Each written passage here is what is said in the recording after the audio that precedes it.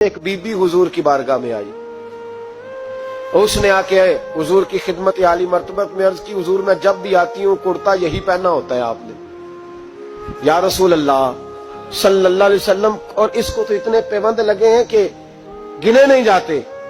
तो हुजूर अगर इजाजत दे तो एक कुर्ता ना बनवा लूं आपके लिए? तो हुजूर ने फरमाया बनवा ले। वो बीबी कुर्ता बनवा के लाई, उसने बड़ी मोहब्बत से बनाया।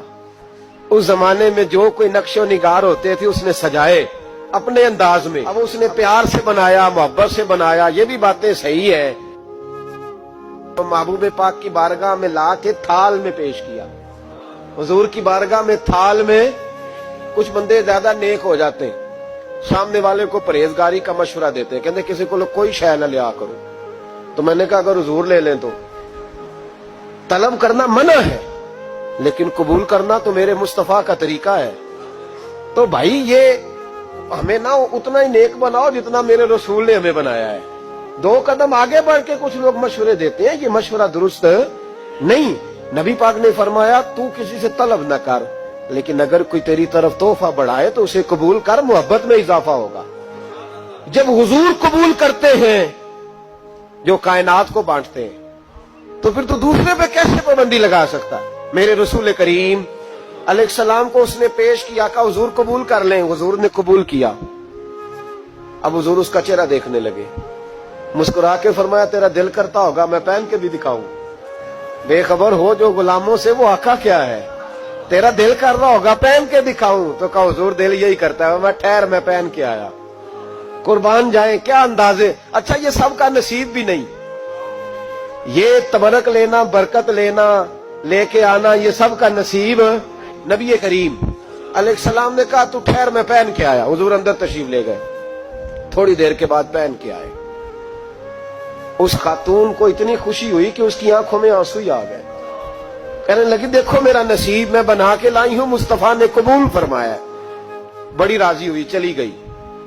हजरत साल बिन साद कहते हैं करीब एक सहाबी खड़े थे, और शारहीन ने लिखा है मामूली आदमी नहीं, हजरत अब्दुल रहमान इब्ने औफ थे, सहाबा में सबसे अमीर आदमी। अल्लाहु अकबर, जरा लुत्फ देखिएगा। कहते वो करीब खड़े थे, जब हुजूर ने पहना ना तो तारीफें करने लगे, कहने लगे सोनिया कमाल ही हो गई है, महबूब क्या बात है। हुजूर उसके बनाने की मोहब्बत की भी क्या ही बात है, पर जो अल्लाह ने रंग रूप आपको अता फरमाया उसकी भी क्या ही बात है।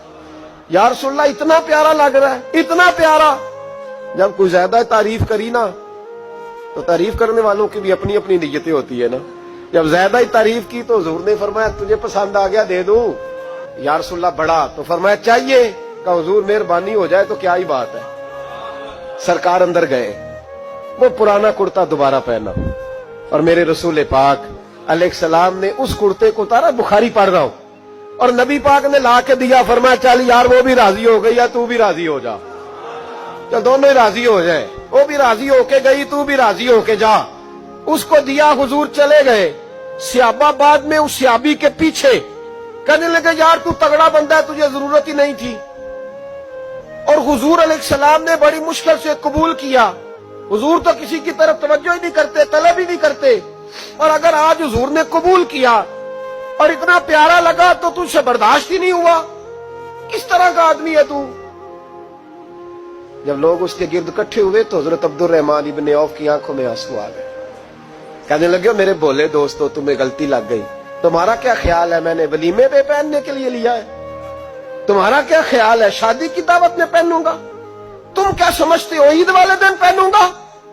और गोया अपनी दाढ़ी को पकड़ लिया। कहने लगे देखो बाल सफेद हो रहे हैं, फल पक रहा है, गुनाहगार बड़ा हूं, अगरचे बदर में भी गया हूं, ओहद में भी तलवार उठाई है, माल भी दिया है, हर जगह गया हूं, पर किसी अमल पर भरोसा नहीं।